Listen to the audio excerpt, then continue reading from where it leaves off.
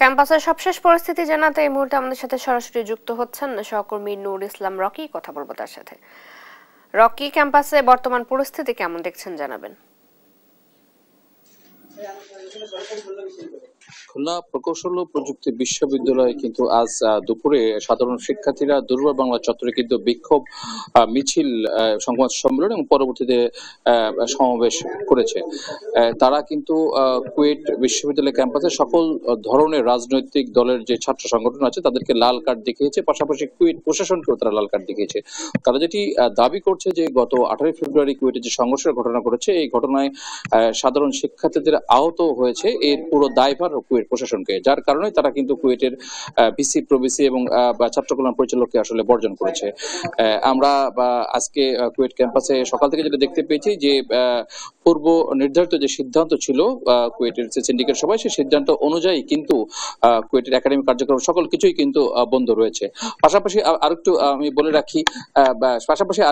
রাখি যে কুয়েট ক্যাম্পাসের আমরা কিন্তু আজকে সব জায়গায় যে প্রদর্শন করে যেটা দেখেছি যে কুয়েট ক্যাম্পাসের ভিতরে কিন্তু সাধারণ শিক্ষার্থীরা বিভিন্ন হলে এবং দুর্বার বাংলা সহ বিভিন্ন জায়গায় অবস্থান করছে বিচ্ছিন্নভাবে। তারা কিন্তু কুয়েটের ভিতর নিরাপত্তা বোধ করছে বিধায় কিন্তু এখানে এসে আমরা তদন্ত কমিটির সাথে কথা বলেছি। তদন্ত কমিটির শিক্ষকরা আমাদের জানিয়েছে যে যেহেতু একাডেমিক কার্যক্রম বন্ধ, তার কারণে কিন্তু কিছুটা স্থবিরতা আসছে তদন্ত কাজে, তবে তারপরও তারা তাদের কাজ চালিয়ে যাচ্ছে। সর্বশেষ কিছু সময় আগে কুয়েটের যে উপাচার্য প্রফেসর ডক্টর মোহাম্মদ মাসুদ, তিনি কিন্তু সাংবাদিকদের সাথে মত বিনিময় সভা করেছে। তিনি যেটি জানিয়েছেন যে শিক্ষার্থীরা সংঘর্ষের ঘটনার পর যে 6 দফা দাবি করেছিলেন, গতকাল সিন্ডিকেটের মিটিং এ কিন্তু 6 দফার ভিতর 5টি দাবি কিন্তু আসলে মেনে নেওয়া হয়েছে।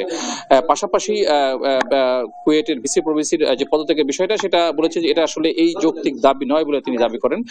পাশাপাশি কুয়েটের ভিসি যে প্রত্যাশা করেছেন যে শিক্ষার্থীরা হয়তো বা তাদের ভুল বুঝতে পেরে খুব দ্রুতই তাদের ক্লাসে ফিরে আসবে। সর্বশেষ যে সংবাদ আছে যে আগামী 28 ফেব্রুয়ারি পর্যন্ত কিন্তু কুয়েট ক্যাম্পাসের একাডেমিক কার্যক্রম সকল বন্ধ আছে, এবং এটা ছিল কুয়েট থেকে আমার কাছে সর্বশেষ সংবাদ।